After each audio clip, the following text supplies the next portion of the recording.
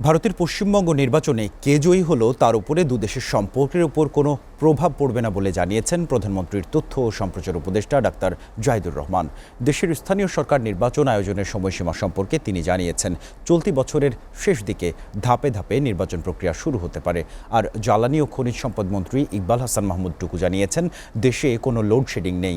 রাজধানীতে আলাদা অনুষ্ঠানে এসব কথা বলেন তারা। প্রতিবেদন আব্দুল আহাদের। প্রতিবেশী দেশ ভারতের পশ্চিমবঙ্গ নির্বাচনে মমতা ব্যানার্জির দলকে হারিয়ে প্রথমবারের মতো জয় পেয়েছে নরেন্দ্র মোদীর বিজেপি। নির্বাচনের আগে বাংলাদেশ নিয়ে বিরূপ মন্তব্য করতে দেখা যায় বিজেপির নেতাদের। বাংলাদেশি তকমা দিয়ে ভারতীয় নাগরিকদের পুশ ইন করার চেষ্টা বেড়ে যায় কিনা, ভারতীয় জনতা পার্টির জয়ে সেই উদ্বেগ তৈরি হয়েছে।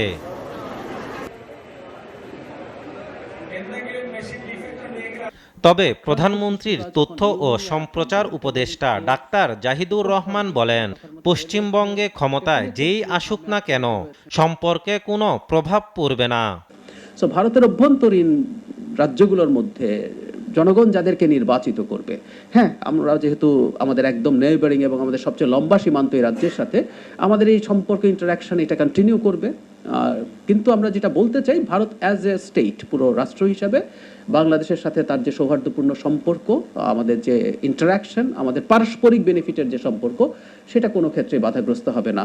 এটা নিয়ে আসলে হয়তো প্রশ্নটা এই কারণে আসে যে পশ্চিমবঙ্গের নির্বাচনে বাংলাদেশ একটা ফ্যাক্টর হয়েছে, বাংলাদেশকে নিয়ে নানান বক্তব্য দিয়েছে। আমি ব্যক্তিগতভাবে মনে করি এগুলো সব এক ধরনের পলিটিক্যাল রেটরিক। সরকার গঠিত হওয়ার পর আমাদের সাথে সুন্দর সহযোগিতার সম্পর্কই থাকবে।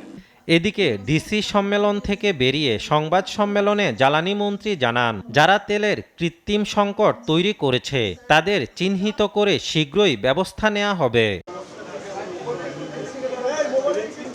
দেশের কোথাও লোডশেডিং নেই দাবি করে মন্ত্রী আরও বলেন, কোথাও বিদ্যুৎ বিভ্রাট হলে বুঝতে হবে প্রযুক্তিগত সমস্যার কারণে হচ্ছে। আব্দুল আহাদ, এসটিভি, ঢাকা।